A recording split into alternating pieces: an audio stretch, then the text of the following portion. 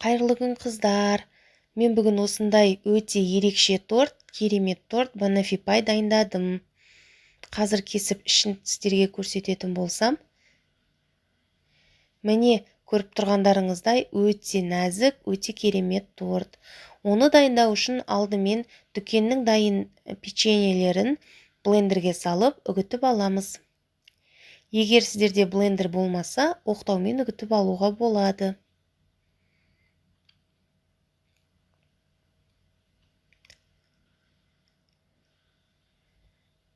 Міне біздің печеньеміз толық үгітілді. Енді осыны құрғақ таза ыдысқа салып, үстінен ерітілген сары майды құямыз. Содан соң жақсылап араластырамыз. Яғни біз жаңағы тортымыздың қамырын осылай дайындаймыз.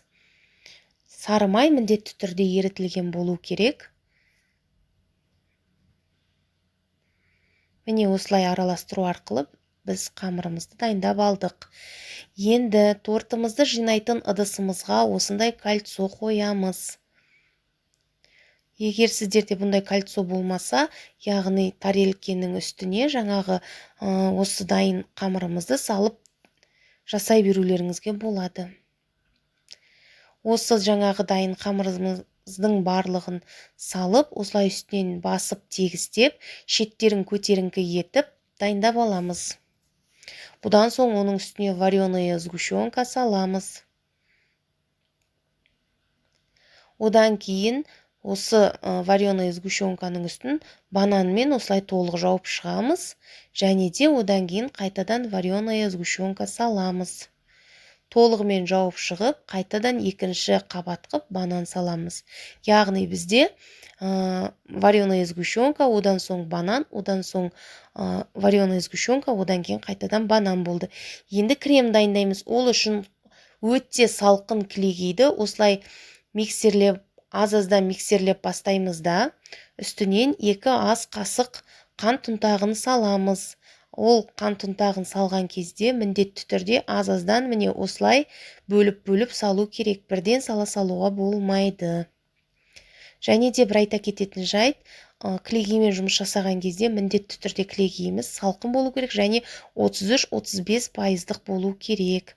Бұдан соң жаңағы қант ұнтағын салғандай 2 ас қасық сүзбелі ірімшік, яғни творожный сырды саламыз. Оны да бөлек салуымыз қажет.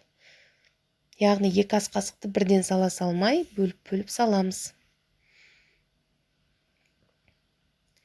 Міне біздің осымен креміміз дайын.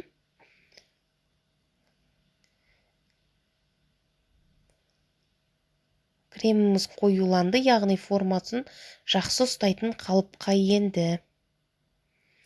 Енді бұл кремді кондитерлік мешокқа басына насадка кигізіп, барлық кремімізді сол мешокқа салып аламыз. Менде насадка открытая звезда. Сіздерде қандай насадка бар, сомен жасай беруге болады. Міне көріп тұрғаныңыздай барлық кремді мен кондитерлік мешокқа салдым.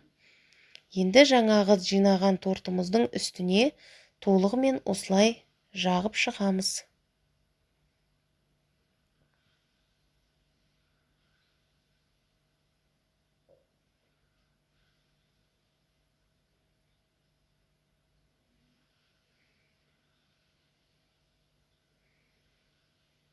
Көріп тұрғандарыңыздай торт өте қарапайым, бірақ дәмі деген ерекше. Бананның, кілегейдің, вареная сгущенканың дәмі бір-бірімен өте жақсы үйлесетін болғандықтан, бұл торттың дәмі ерекше болып шықты. Міне біздің тортымыз дайын болды. Енді мен бетіне какао сеуіп, осылай әсемдедім. Сіздер шоколад я болмаса жаңғақ қойып шықсаңыздар, тіпті жемширек қойсаңыздар да болады. Енді тортымызды 2-3 сағатқа тоңазытқышқа жіберіп аламыз. Міне біздің тортымыз дайын болды. Өте керемет, өте нәзік, қарапайым жолмен жасалатын, өте оңай, яғни пеште пісірмей-ақ жасалатын торт. Жасап көріңіздер, ас болсын.